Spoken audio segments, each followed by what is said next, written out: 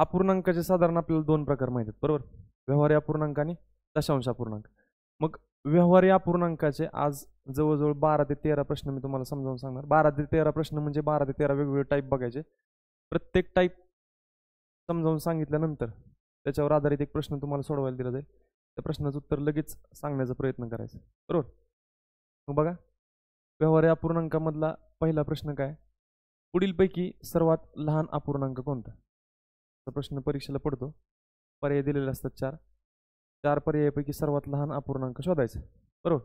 कोणते कोणते पर्याय दिलेत, 5/6, 2/3, 8/9 आणि 11/12.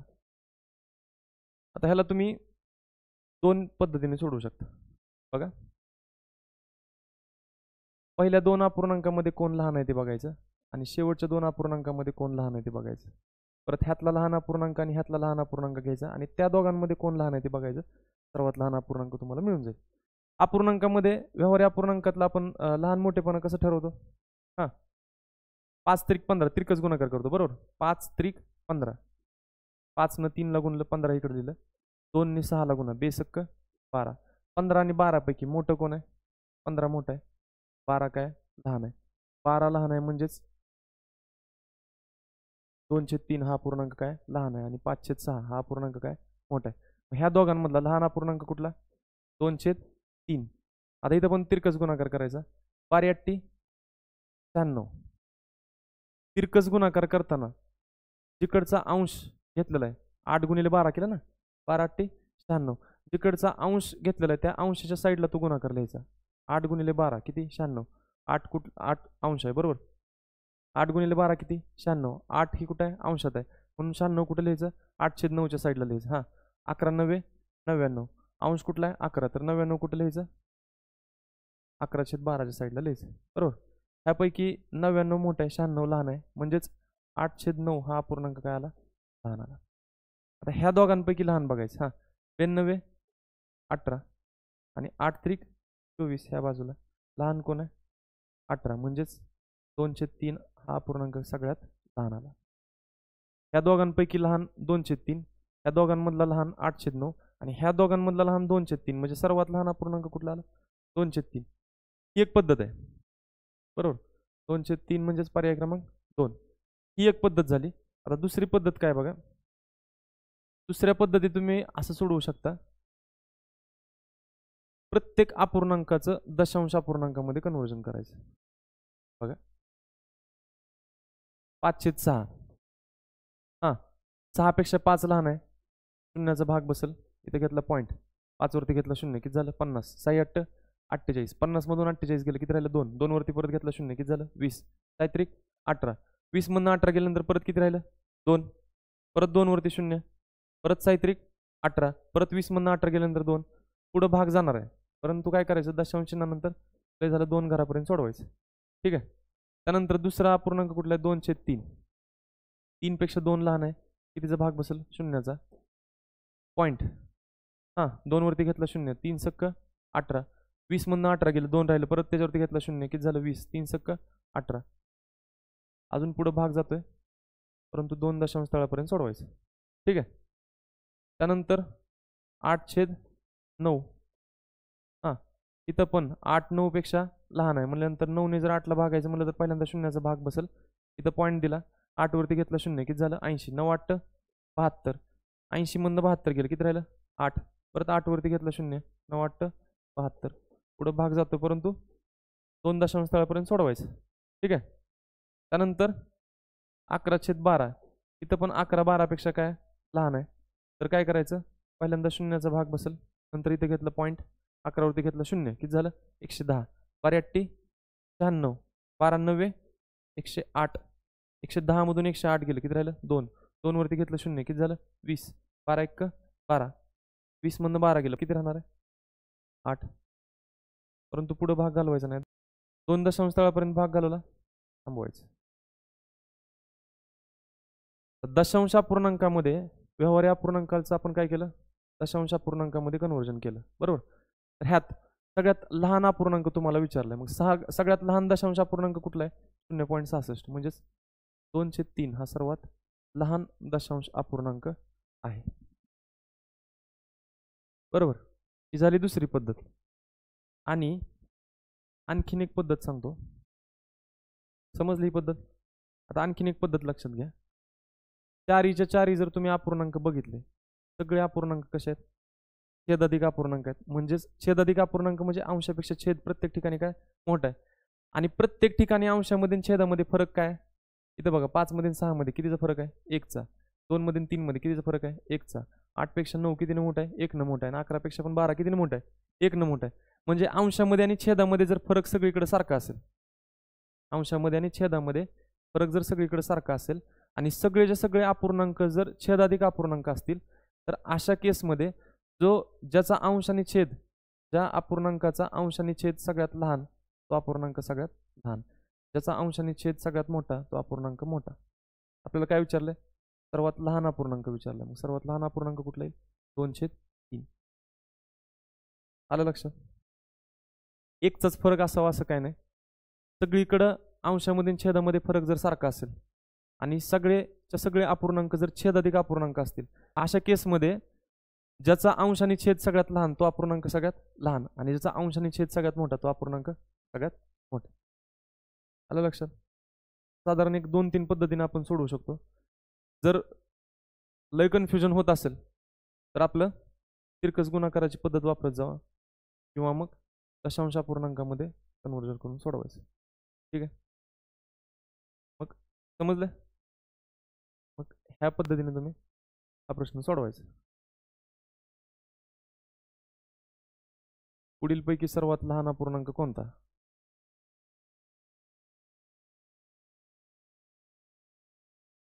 बघा, ह्या प्रश्नात काय विचारलंय? पुढीलपैकी सर्वात लहान अपूर्णांक कोणता? बरोबर. सगळे अपूर्णांक जर नीट बघितलं तर सगळेचे सगळे काय आहेत? छेदाधिक अपूर्णांक आहेत. आणि इथं पण फरक सगळीकडे सारखा आहे. 7 मध्ये आणि 8 मध्ये कितीचा फरक आहे? 1चा फरक आहे. 6 पेक्षा 7 1 न मोठा आहे. इथं पण 8 पेक्षा 9 1 न मोठा आहे. 5 पेक्षा 6 1 न मोठा आहे. म्हणजे प्रत्येक ठिकाणी अंशामध्ये छेदामध्ये कितीचा फरक आहे? 1चा फरक आहे. फरक सगळीकडे सारखा आहे आणि सगळे अपूर्णांक काय आहेत? छेदाधिक अपूर्णांक आहेत. अशा केसमध्ये ज्याचा अंश आणि छेद सगळ्यात लहान तो अपूर्णांक सगळ्यात लहान. आपल्याला काय विचारलंय? सर्वात लहान अपूर्णांक कोणता? पर्याय क्रमांक 4, 5/6 सगळ्यात लहान अपूर्णांक येईल. समजलं? जायचं पुढं. तिसऱ्या टाईपमध्ये बघा, पुढीलपैकी सर्वात मोठा अपूर्णांक कोणता असं विचारलं. अपूर्णांक जर नीट बघितले तुम्ही, 7/6, 12/11, 19/18 आणि 9/8. सगळेचे सगळे पर्याय, सगळे अपूर्णांक कसले दिलेत तुम्हाला? अंशाधिक अपूर्णांक दिलेत. जर अंशाधिक अपूर्णांक असतील आणि अंशामध्ये छेदामध्ये सगळीकडे जर फरक सारखा असेल, तर अशा केसमध्ये ज्याचा अंश आणि छेद सगळ्यात लहान तो अपूर्णांक सगळ्यात मोठा, आणि ज्याचा अंश आणि छेद सगळ्यात मोठा तो अपूर्णांक सगळ्यात लहान. तुम्हाला काय विचारलंय? सर्वात मोठा अपूर्णांक कोणता? त्याचा अंश आणि छेद सगळ्यात लहान आहे असं कोण आहे? 7/6. हा अपूर्णांक सगळ्यात मोठा आहे. बरोबर. तुम्ही तिरकस गुणाकार करून पण सोडवू शकता. ह्या दोघांमध्ये मोठं कोण आहे ते बघा, ह्या दोघांमध्ये मोठं कोण आहे ते बघा, आणि परत त्या दोघांमध्ये मोठं कोण आहे ते बघा. बघा, तिरकस गुणाकार करून कसं सोडवू शकतो? 11×7 77, 12×7 72. कोण मोठं आहे? 77 मोठं आहे. म्हणजे 7/6 हा पूर्णांक ह्या दोघांमध्ये मोठा कोण आहे? 7/6.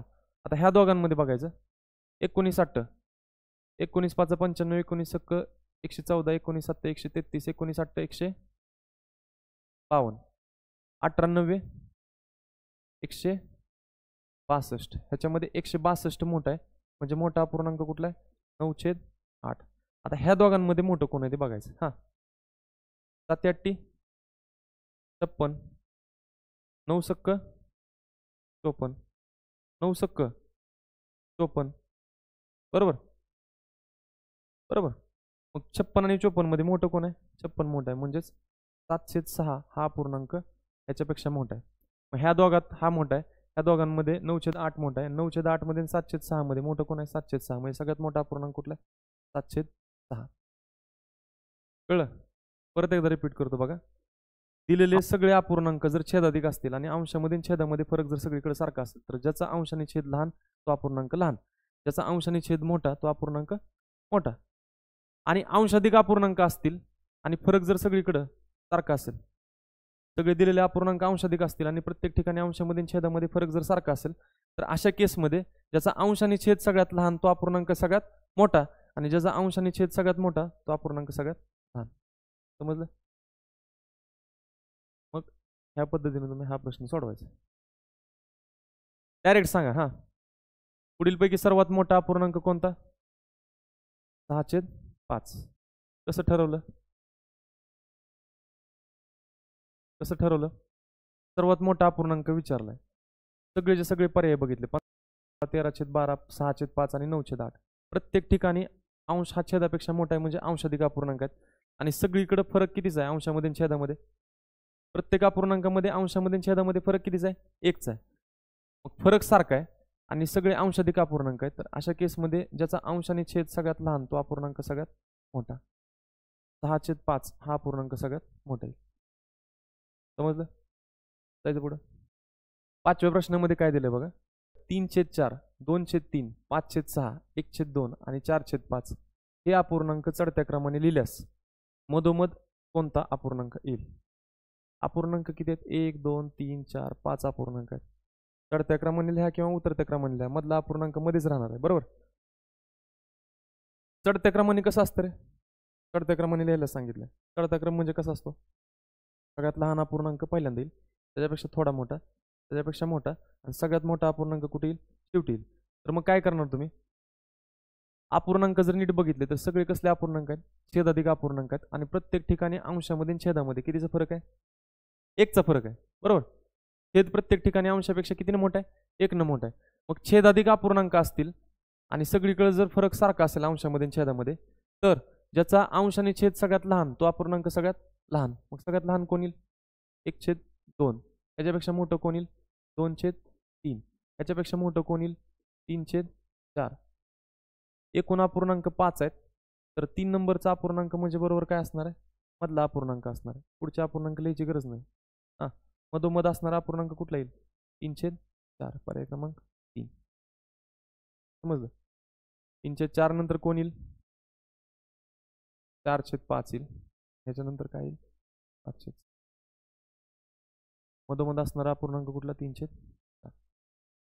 समजलं? चला पुढे जाऊयात. 6व्या टाईप मध्ये काय दिलं बघा. पुढीलपैकी सर्वात मोठा अपूर्णांक कोणता? आणि पर्याय काय दिलं? 2/5, 4/7, 7/11 आणि 5/8. बरोबर? आता इथं जर बघितलं तर 4चे पर्याय आहेत. काय आहेत? छेदाधिक आहेत. बरोबर?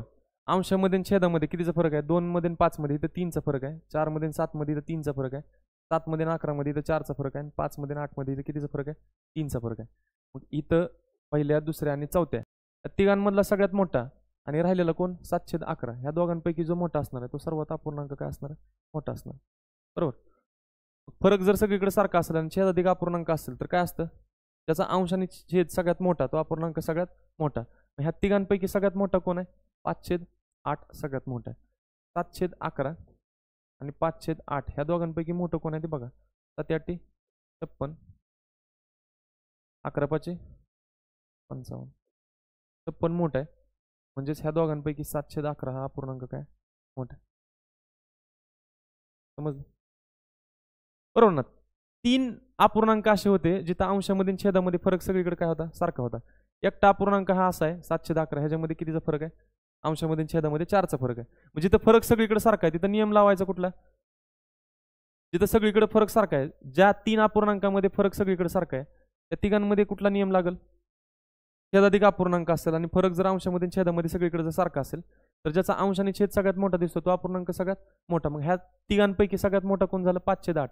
राहिलं कोण? 7/11. ह्या दोघांपैकी मोठा कोण आहे? 7/11 मोठा आहे. म्हणजे सगळ्यात मोठा कुठला येणार? 7/11 येणार. एक पद्धत ही वापरा, नसल तर काय करा,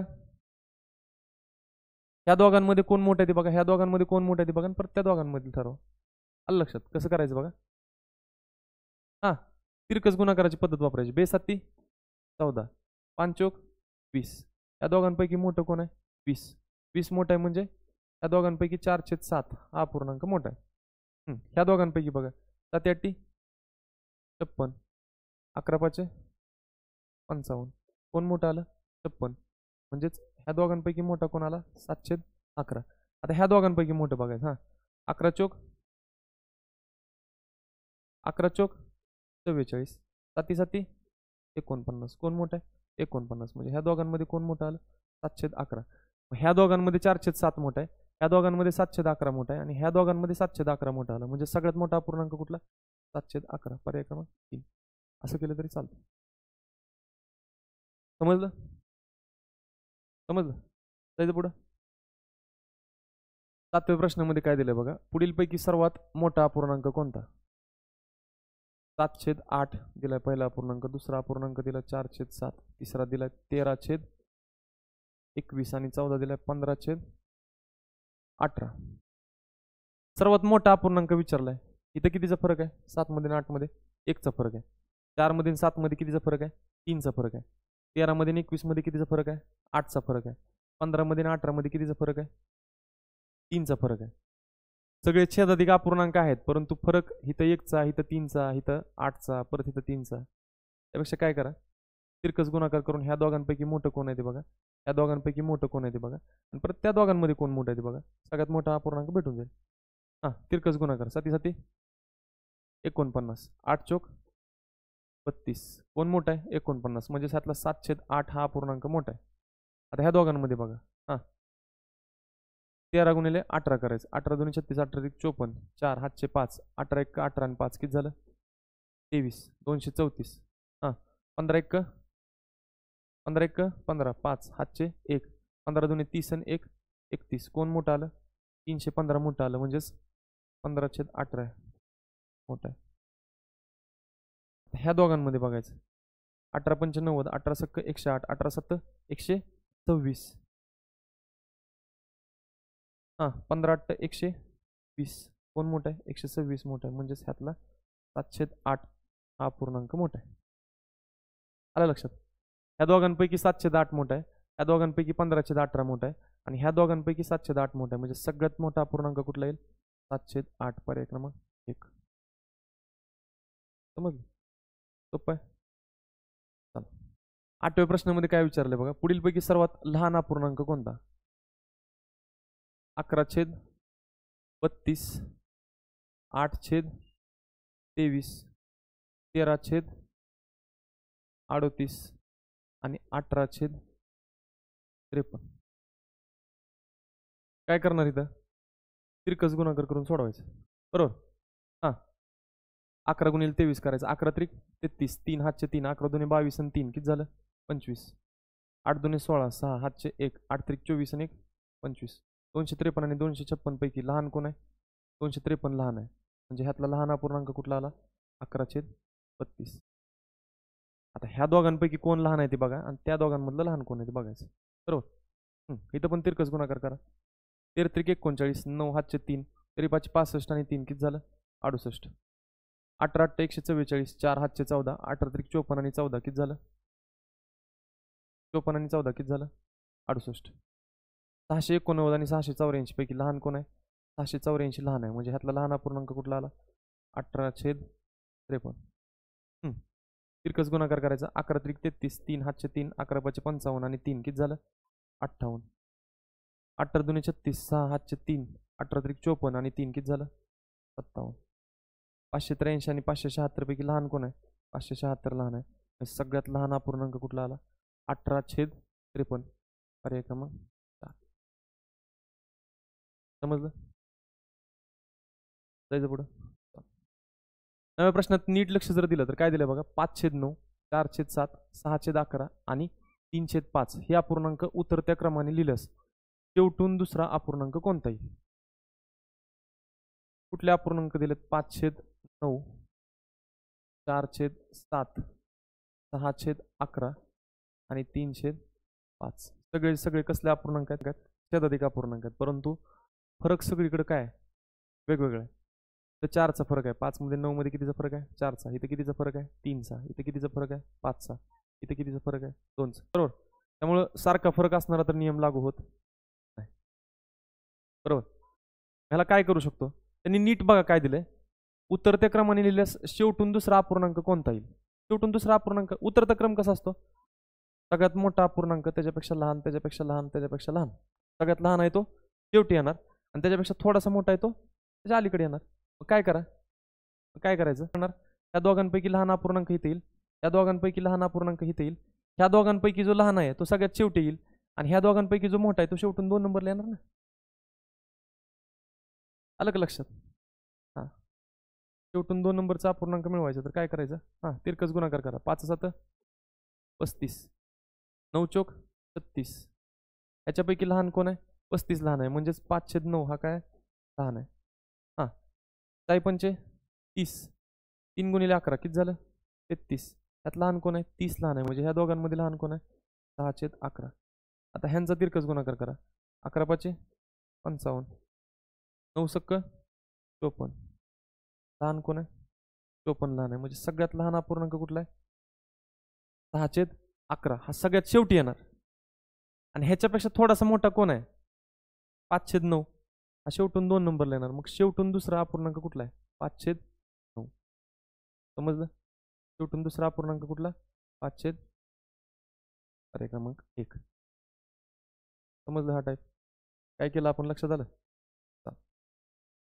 10व्या टाईपमध्ये काय दिलं बघा, 4/5 च्या चाचीचे म्हणजे काय गुणिले 4/5 च्या 2/7 मध्ये 4/5 च्या चाचीचे म्हणजे काय गुणिले 4/5 च्या 2/7 मध्ये कोणती परिमेय संख्या मिळवावी. बघा 4/5 च्या 2/7 मध्ये कोणती परिमेय संख्या मिळवावी म्हणजे उत्तर किती येईल, 3/7 येईल. आलं लक्षात. 4 2 8, 5 7 35. बरोबर. 4नी ह्या 5ला आणि 7ला भाग जात नाही, 2नी पण ह्या 5ला आणि 7ला भाग जात नाही, कुणीच कोणाला भाग जात नाही म्हणल्यानंतर अंशांशाचा गुणाकार छेदाछेदाचा गुणाकार. 4 2 8, 5 7 35. 8/35 मध्ये कोणती संख्या मिळवावी म्हणजे 3/7 येईल असं त्यांनी विचारलंय. आता इथं छेद किती आहे, 35 आहे, इथं पण छेद 35 करून घ्यायचा. इथं छेद 35 करण्यासाठी खाली किती गुणावं लागतंय, 5नी, तर वरती पण किती गुणायचं, 5नी. किती आलं, 3 5 15, खाली 7 5 35, इकडे काय आलं 8/35 अधिक x. 8/35 मध्ये किती मिळवावं त्यावेळेस 15/35 येते. 8 मध्ये किती मिळवल्यावर 15 येते, 8 मध्ये 7 मिळवल्यानंतर 15 येते आणि छेद इथं पण 35 आहे, इथं पण 35 आहे म्हणल्यानंतर 7चा पण छेद किती असणार 35. म्हणजे 8/35 मध्ये किती मिळवावं, x जागी किती येणार 7/35 येणार. 8/35 मध्ये 7/35 मिळवल्यानंतर 15/35 येते. बरोबर. मग x ची किंमत किती आली 7/35. 7/35 पर्याय नाही. हां 7/35 ला भाग जातो, 7 7 7 5 35, 1/5 हा पर्याय आहे, पर्याय क्रमांक 2. समजलं, समजलं, जायचं पुढं. मग ह्या पद्धतीने तुम्ही हा प्रश्न सोडवायचा. लगेच उत्तर सांगायचं मला.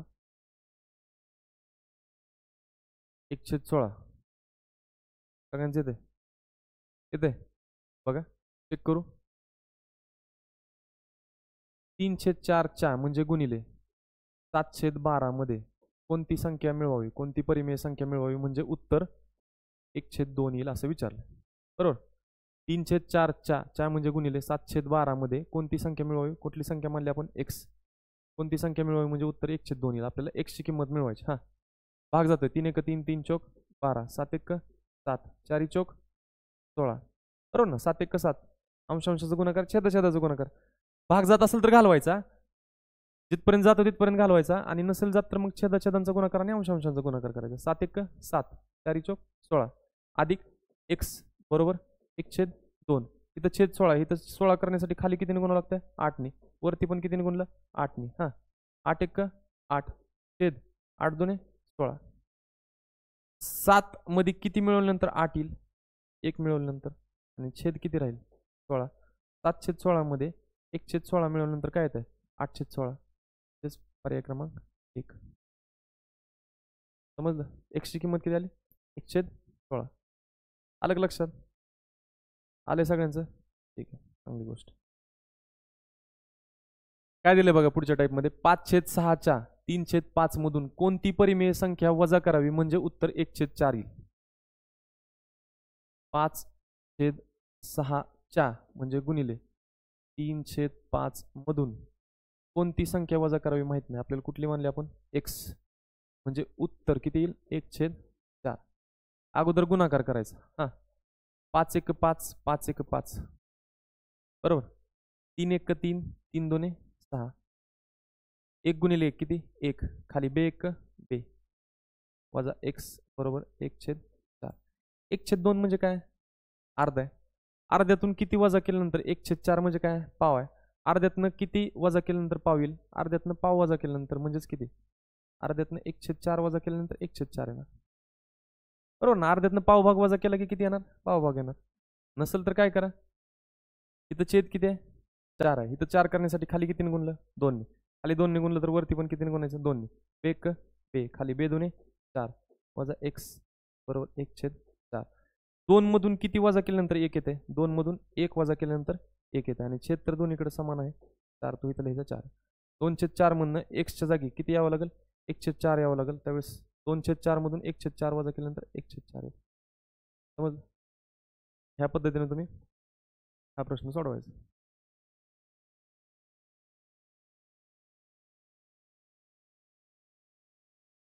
एक छेद 5 येते सगळ्यांचं, येते.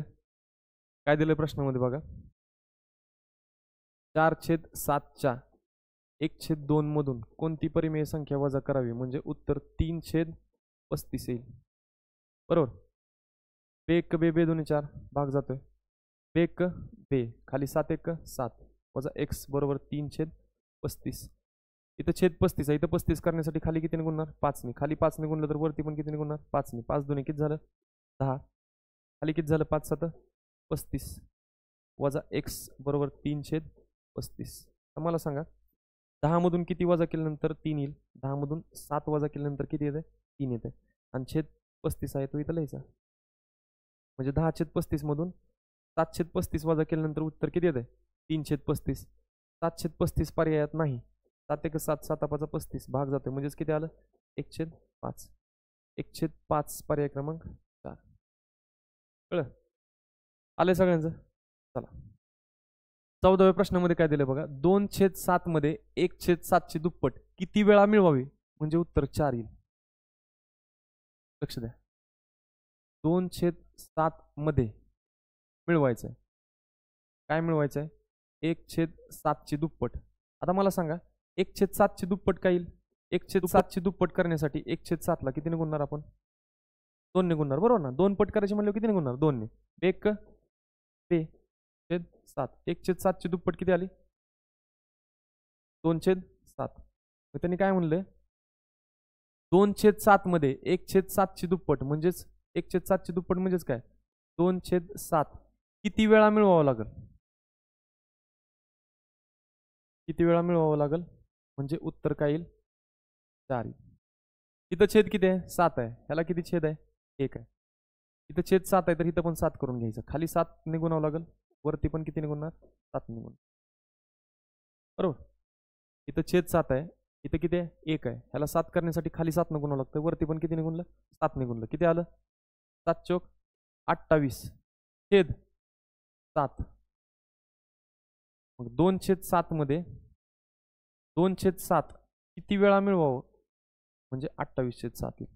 मला सांगा 2/7 मध्ये किती मिळवल्यानंतर 28/7 येईल हे अगोदर मिळव. 2 मध्ये किती मिळवल्यानंतर 28 येते, 2 मध्ये किती मिळवल्यानंतर 28 येते, 26 मिळवल्यानंतर 28 येते, छेद 7 आहे तर इथं पण छेद किती येणार 7 येणार, बरोबर. 2/7 मध्ये 28/7 येण्यासाठी किती मिळवावं लागतंय 26/7 मिळवावं लागतंय, आणि 26/7 मध्ये 2/7 किती वेळा आहे, 2 किती वेळा घ्यावं तेव्हा 26 येईल 13 वेळा, बरोबर ना. 2/7 किती वेळा घ्यावं त्यावेळेस 26 येईल, 2 ला कितीने गुणल्यावर 26 येते 13 ने, म्हणजे 100 जागी किती येईल 13, 13 वेळा, पर्याय क्रमांक 3. समजले, जायचं पुढं. ह्या पद्धतीने तुम्ही हा प्रश्न सोडवायचा.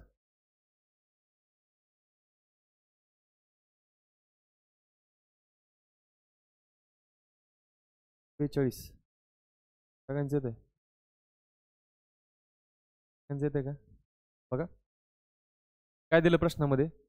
4/11 मध्ये 2/11ची दुप्पट. 2/11ची दुप्पट करण्यासाठी 2/11ला 2 ने गुणलं. बेदोने 4. 4/11. 2/11ची दुप्पट किती येते? 4/11. 4/11 मध्ये 2/11ची दुप्पट म्हणजेच 4/11च किती वेळा मिळवावं लागेल? त्यावेळेस उत्तर किती येईल? 8 येईल असं विचार. बरोबर. आता इथं छेद किती आहे? 11 आहे. त्या 8ला किती छेद आहे? 1 आहे.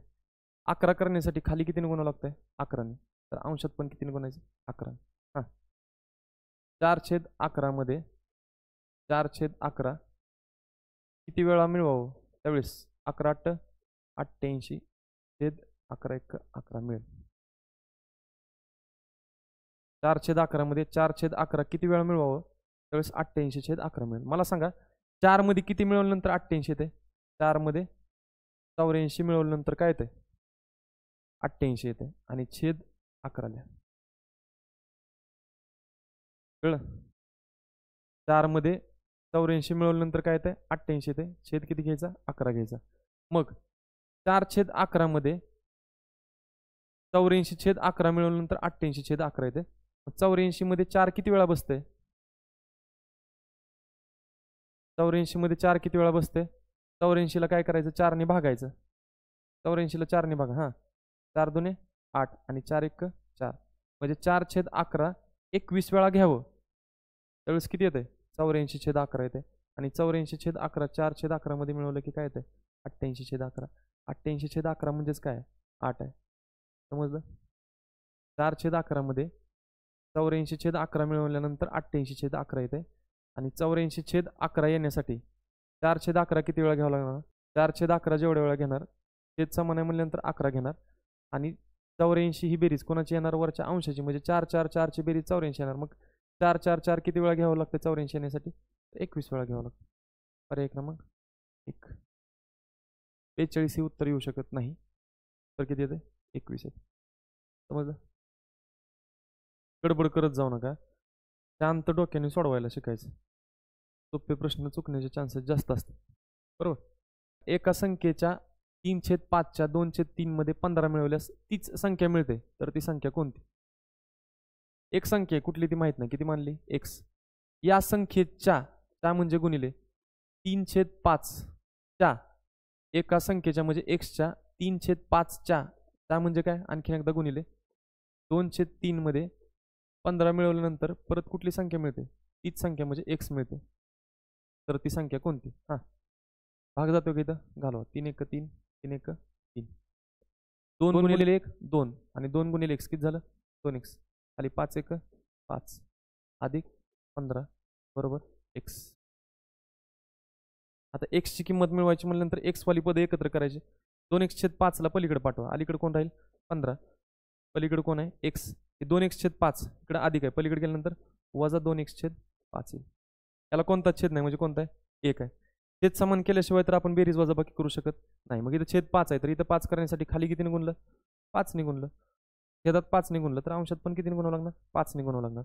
मग 15 बरोबर 5 गुणिले x किती झालं? 5x वजा 2x छेद समान आहे एकदाच लिहा. 5x मधून 2x गेलं किती राहिलं? 3x छेद 5 बरोबर 15. 3x/5 बरोबर किती आलं? 15. 5 भागाकारात पलीकडे गेल्यानंतर गुणाकारात 15 गुणिले 5. इकडे कोण राहिलं? 3x. आता 3 कसा x ला? गुणाकारात. 3 गुणाकारात आहे. पलीकडे गेल्यानंतर भागाकारात. 3×1 3 3×5 15 5×5 25. x ची किंमत किती आली? 25. मग ती संख्या कोणती? 25. पर्याय क्रमांक 2. समजलं? समजलं? मग ह्या पद्धतीने हा प्रश्न सोडवण्याचा प्रयत्न करायचा. सेम क्वेश्चन आहे. हां. किती आलं उत्तर? 63. सगळ्यांचं येते का? सगळ्यांचं येते का? बघा.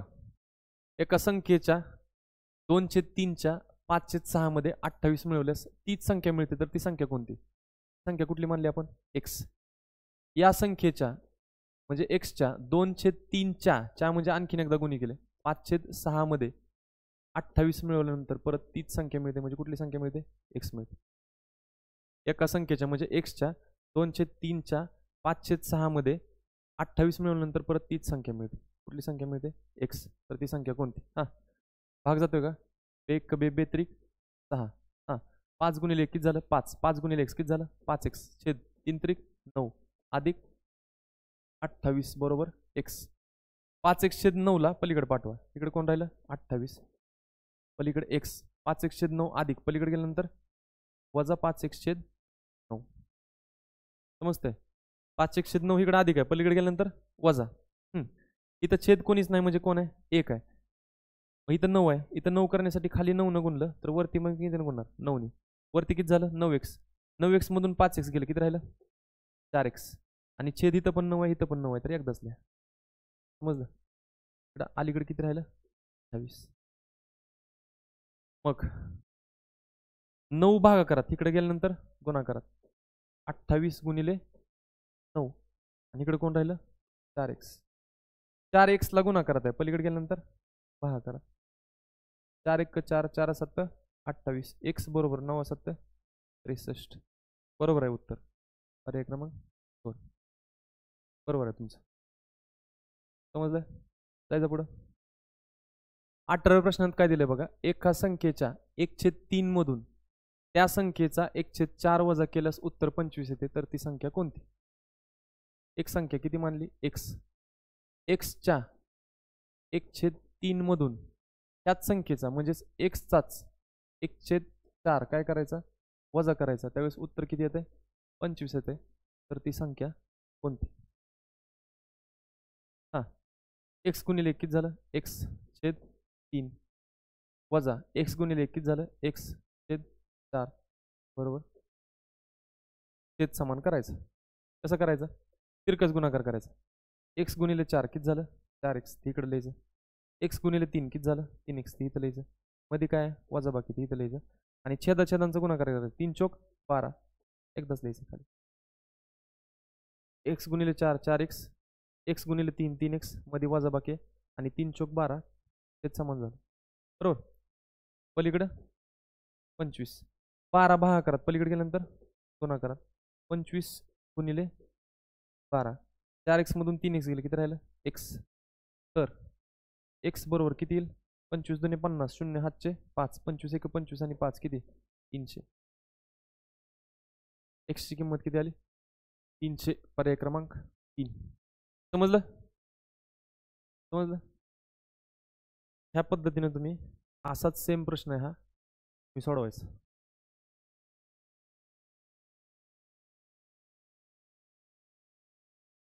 एका संख्येच्या एक संख्या कुठली मानली? एक्सच्या 1/2 मधून त्याच संख्येचा म्हणजे एक्सचा किती? 1/3 वजा केल्यास उत्तर किती येते? 24 येते, तर ती संख्या कोणती? x1 x/2 वजा x1 x/3 बरोबर 24. छेद समान करायचा. हा तिरकस गुणाकार करायचा. 3 गुणिले x किती झालं? 3x. 2 गुणिले x किती झालं? 2x. मध्ये कुठलं चिन्ह आहे? वजा बाकीचं खाली बेत्रिक 6 बरोबर 24. 6 भागाकारात पलीकडे गेल्यानंतर गुणाकारात 24 1 144 बरोबर ना. 6 भागाकारात पलीकडे गेल्यानंतर गुणाकारात 24 1 144. 3x मधून 2x गेले, किती आलं? x. तर x ची किंमत किती आली? 144. पर्याय क्रमांक 1 बरोबर आहे तुमचं. समजलंय? चला 20व्या प्रश्नामध्ये दिलंय काय बघा? 1/5 भागिले 1/5. आता भागिले म्हणजे काय असतं? उलटून गुणिले असतं. तर मी इथं काय करतो? गुणिले करतो आणि छेद आहे तो अंशात लिहायचा आणि अंश आहे तो छेदात लिहायचा. भागिलेचं गुणिले केलं आणि 1/5 ला काय करायचं? भागिलेचं काय केलं? गुणिले. आणि भागाकाराच्या पुढचा जो अपूर्णांक असतो तो गुणिले केल्यानंतर काय करायचा? उलटा करायचा. अधिक 1/5 गुणिले 1/5 वजा 1/5 आहे असं घेतलं. 5 1 5 5 1 5 1 गुणिले 1 किती झालं? 1. छेद 1 गुणिले 1 किती एकच, 1/1 म्हणजेच किती आलं 1 आलं, अधिक 1 गुणिले 1 किती 1, छेद 5 5 25 वजा 1/5. आता इथं कुठला छेद नाही म्हणजे कुठला आहे 1 आहे, इथं 25 आहे आणि 5 आहे. सगळ्यांचा छेद किती करून घ्यायचा 25 करून घ्यायचा. बरोबर. कसं करणार, इथं 25 आहे, इथं 25 करण्यासाठी खाली 5 ने गुणणार, अंशात पण 5 ने गुणणार. इथं 25 करण्यासाठी खाली 25 न गुणणार, वरती पण 25 न गुणणार. हां किती आलं इथं 25 1 25 अधिक 1 वजा 5 1 5, छेद समान झाला सगळीकडे एकदाच लिहा. 25 आणि 1 26, 26 मधून 5 गेले किती राहिलं 21 छेद पर्याय क्रमांक 2. आता ही गणित सोडवण्याची आणखीन एक ट्रिक आहे बघा. अपूर्णांक जर सगळे बघितले तर सगळे किती आहेत 1/5 आहेत, म्हणजे अपूर्णांक सगळे सेम आहेत आणि चारही पण क्रिया आहेत इथं, भागाकार गुणाकार बेरीज आणि वजाबाकी. भागाकार गुणाकार बेरीज आणि वजाबाकी जर असेल आणि अपूर्णांक जर सगळीकडे सारखा असेल बघा, सगळे अपूर्णांक जर सारखे असतील आणि त्यांच्यामध्ये 4 क्रिया दिलेत, भागाकार गुणाकार बेरीज आणि वजाबाकी, या 4 क्रिया दिलेत, तर अशा वेळेस काय करायचं, त्याचं उत्तर डायरेक्ट मिळवू शकतो. 5चा वर्ग करायचा, छेद किती आहे 5, 5चा वर्ग करायचा किती 25, तो छेदात लिहायचा. छेद किती आहे 5, 25 मधनं 5 वजा करायचं किती आलं 20, आणि 20 मध्ये अंश मिळवायचा, अंश किती आहे 1, किती आलं 21, हे कुठं लिहायचं अंशात. 5चा वर्ग केला, छेदात लिहिला 25, 25 मधून छेद वजा करायचा, 25 मधून 5 गेले किती राहिलं 20, आणि 20 मध्ये 1 मिळवला किती आलं 21, 21 कुठं लिहायचं अंशात लिहायचं, डायरेक्ट उत्तर मिळवू शकतो. ठीक आहे, समजलं समजलंय. मग ह्या पद्धतीनं हा प्रश्न सोडवायचा सेम. 3/4 येते सगळ्यांचे येते, काय केलं 1/2 1/2 1/2 1/2 1/2, सगळीकडं अपूर्णांक सेम आहे, कुठला 1/2, भागाकार गुणाकार बेरीज आणि वजाबाकी या 4 क्रिया दिलेत. अशा वेळेस काय करायचं, हां आत्ताच्या ट्रिकनुसार छेदाचा वर्ग करायचा, 2चा वर्ग 4, तो कुठं लिहायचा छेदात, 4 मधून छेद वजा करायचं किती आलं, 4 मधून 2 वजा केलं किती आलं 2, 2 आणि 1 किती आलं 3, उत्तर डायरेक्ट किती येणार 3/4 पर्याय क्रमांक. समजलं, चला पुढे जाऊयात.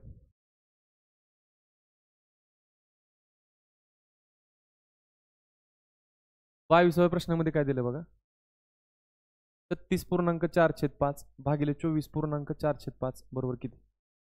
आता काय करायचं, 36.4/5 हा पूर्णांकयुक्त अपूर्णांक, ह्याला साध्या अपूर्णांकामध्ये कन्वर्ट करायचं.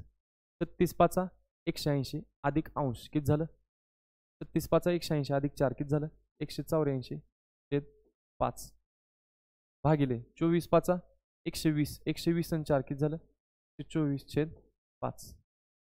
पहिला अपूर्णांक आहे असल्या 184/5 भागिलेचं काय करा गुणिले, आणि गुणिले केल्यानंतर पुढचा अपूर्णांक उलटा करायचा, 5/24, 5 1 5 5 1 5 भाग जातोय, इथे कितीने भाग जाईल 4 ने, 4 चोक 16, 18 मधून 16 गेलं 2 राहिले, 2 वरती घेतलं 4 किती झालं 24, 4 सक 24, 4 त्रिक 12, 4 1 4 किती आलं 46/31 पर्याय क्रमांक 4. समजलं समजलं. मग ह्या पद्धतीने तुम्ही हा प्रश्न सोडवायचा.